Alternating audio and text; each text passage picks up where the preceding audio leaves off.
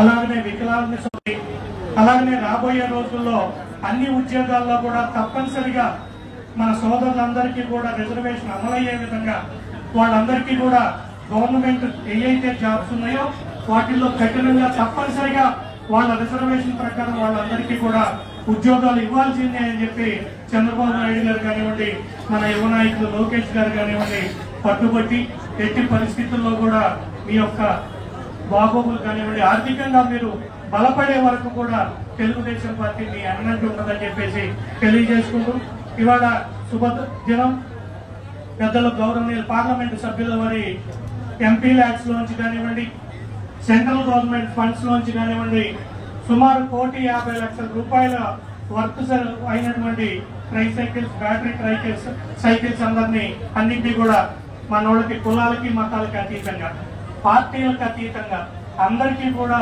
ఇవ్వటం జరిగింది. ఇవాళ రాబోయే రోజులు ఇంకా మంచి కార్యక్రమాలు జరగాలని ఆశిస్తూ రాబోయే రోజుల్లో ఇంకొక వారం రోజుల్లోనే మా కోటేశ్వరరావు గారు మళ్ళా చైర్మన్ గా కాబోతా ఉన్నారు. ఆయన మనుషులను మళ్ళా మీ అందరికీ కూడా ఇంకా మంచి మంచి కార్యక్రమాలను ఆయన రూపొందించి చంద్రబాబు నాయుడు గారి దగ్గర, లోకేష్ బాబు గారి దగ్గర వాటికి తప్పనిసరిగా పర్మిషన్లు తీసుకుని మీ అందరి యొక్క బాగోగులు, మీ అందరి యొక్క ఆరోగ్యం, మీరు ఆర్థికంగా నిలబడటమే ఆయన ధ్యేయంగా తీసుకుని గవర్నమెంట్ లో అందరిని ఒప్పించి ఎంపీ గారి ద్వారా, మన ఎమ్మెల్యే గారు చంద్రబాబు అరవింద్ బాబు గారి ద్వారా గవర్నమెంట్ దృష్టికి తీసుకెళ్లి మీ అందరికీ కూడా మంచి జరిగేటటువంటి విధంగా కోటేశ్వరరావు గారు కూడా ప్రయత్నం చేస్తారని చెప్పి తెలియజేసుకుంటూ ఈ అవకాశం ఇచ్చినటువంటి మీ అందరికీ కూడా హృదయపూర్వకంగా ధన్యవాదాలు తెలియజేసుకుంటాము. ధన్యవాదాలు సార్. ఇప్పుడు మన young and energetic dynamic leader parliament లో టీడీపీ నాయకులు శ్రీ రావు శ్రీకృష్ణదేవరాయలు గారు ఈ కార్యక్రమానికి వారి సహకారం కూడా అందించారు. వారిని ప్రసంగించవలసిందిగా ప్రార్థిస్తున్నారు.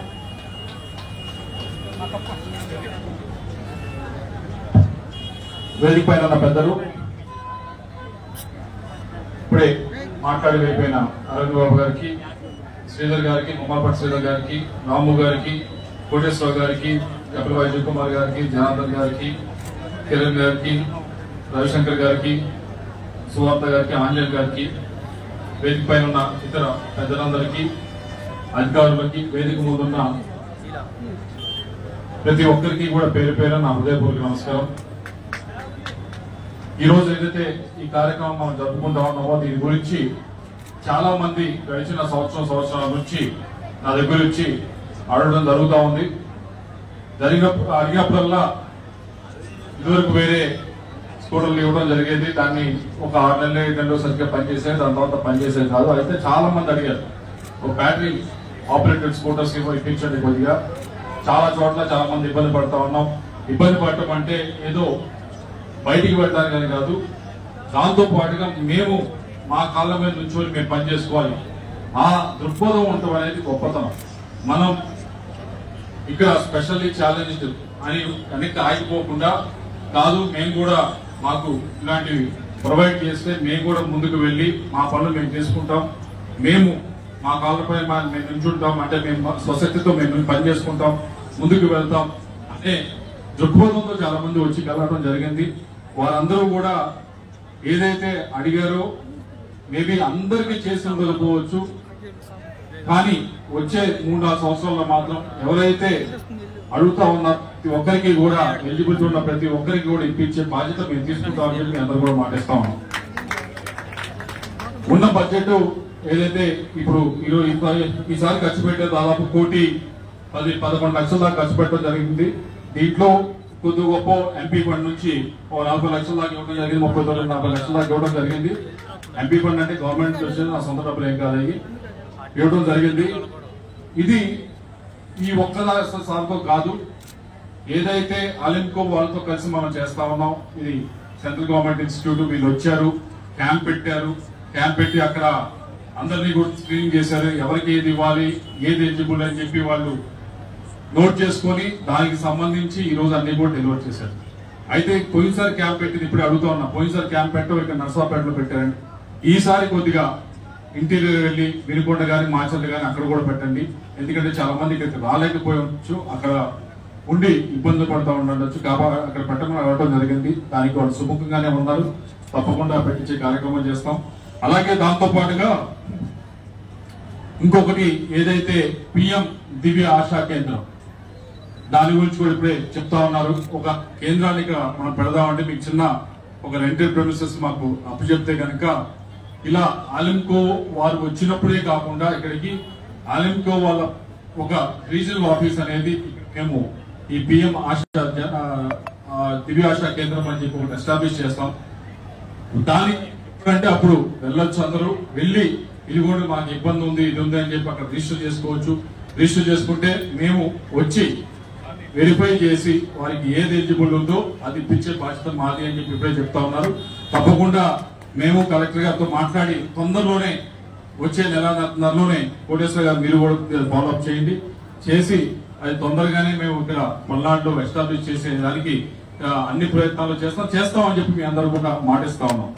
అలాగే కోటేశ్వర గారు ఇంకో పాయింట్ ఒకటి చెప్పారు, వర్క్ షాప్ ఒకటి ఏదైతే ఇవన్నీ ఇచ్చారండి, ఇచ్చినవన్నీ కూడా ఒక ఏమన్నా కొద్దిగా మెయింటెనెన్స్ కి వాటికి చేసుకోవాలి అంటే ఒక వర్క్ షాప్ లాంటిది ఎస్టాబ్లిష్ చేస్తే బాగుంటుంది అని చెప్పి తప్పకుండా దాన్ని కూడా ఎస్టాబ్లిష్ చేయడానికి అదే దివ్యాశ కేంద్రానికి అనుసంధానించి అది ఎస్టాబ్లిష్ చేయడమా ఏదో చూద్దాం, అది కూడా ఎస్టాబ్లిష్ చేద్దాం.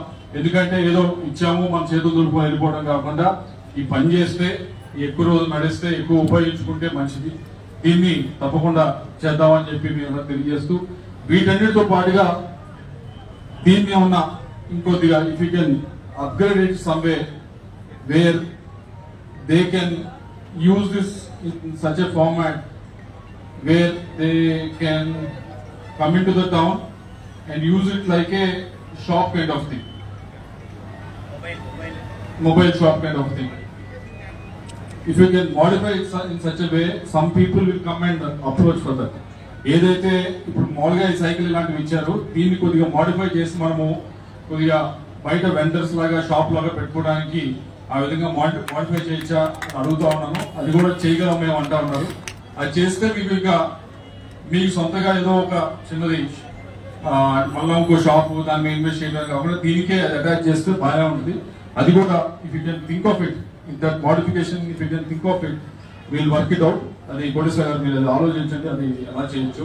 తప్పకుండా మీకు ఏ ఇబ్బంది ఉన్నా గానీ ఏది ఉన్నా గానీ ఆయన ఉన్నారు, కోటేశ్వర గారు ఉన్నారు, అందరూ ఉన్నారు, కృష్ణ గారు ఉన్నారు. మీరు తప్పకుండా నన్ను ఏ సమయంలో వచ్చి కలవచ్చు. మీరు చాలా యాక్టివ్ గా పనిచేస్తా ఉన్నారు. అట్ ఎనీ టైం మనం మాక్సిమం చేయడానికి ప్రయత్నిద్దాం. మరొకసారి ఈ వచ్చే 2-3 నెలల్లోనే మరొకసారి ఇంకో క్యాంప్ ఎక్కడో వెలికోట కానీ మార్చండి కానీ లేకపోతే పెద్దకూరపాడులో కానీ కొద్దిగా ఇంటీరియర్ ప్లేసెస్ లో అంటే పెట్టించే కార్యక్రమం కూడా చేస్తాం. దీంతో పాటుగా వీళ్ళతో కూడా మాట్లాడుతా ఉన్నాం. ఏదైతే మన తిరుపతి దేవస్థానం కింద హాస్పిటల్ ఉందో, బర్డ్ హాస్పిటల్ ఉందో వాళ్ళతో కూడా మాట్లాడడం. మొన్నే మామూలుగా అయితే రేపు ఎల్లుండి రావాలి, అయితే వాళ్ళకి ఇన్స్పెక్షన్ ఉండటం వల్ల కొంచెం పోస్ట్ పోన్ అయింది. Maybe first week off October లో వస్తారు వాళ్ళందరూ కూడా. 2 క్యాంపులు ఇప్పుడు మాట్లాడాం. ఒకటి వినికొండలో పెట్టమన్నా, ఒకటి మాచర్లో పెట్టమని అడిగాము. ఎవరికైతే అంటే ఒకటి మోకాళ్ళు నీ రీప్లేస్మెంట్ వాటితో పాటుగా ఇంకా ఇటువంటి ఆపరేషన్స్ బోన్స్ కి సంబంధించి కానీ వాటికి సంబంధించి కానీ ఏమైనా ఆపరేషన్స్ అటువంటివి ఉంటే కనుక దానికి కూడా మీ వైపు నుంచి మీరు కూడా వచ్చి దాంట్లో పార్టిసిపేట్ చేయొచ్చు.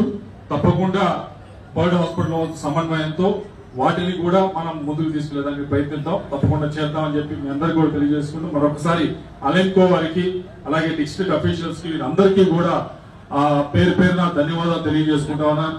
కలెక్టర్ గారికి అందరికీ కూడా పేరు పేరున ధన్యవాదాలు తెలియజేసుకుంటా ఉన్నాం. ఇటువంటి మంచి కార్యక్రమం ఇంత మందికి మనం ఇవ్వగలిగాము.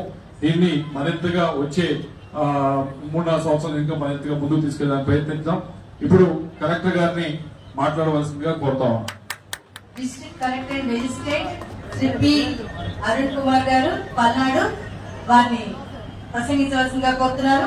వారి సహకారం, మమకారం, ఉపకారం కూడా ఈ కార్యక్రమానికి ఉందండి. ALIMCO district administration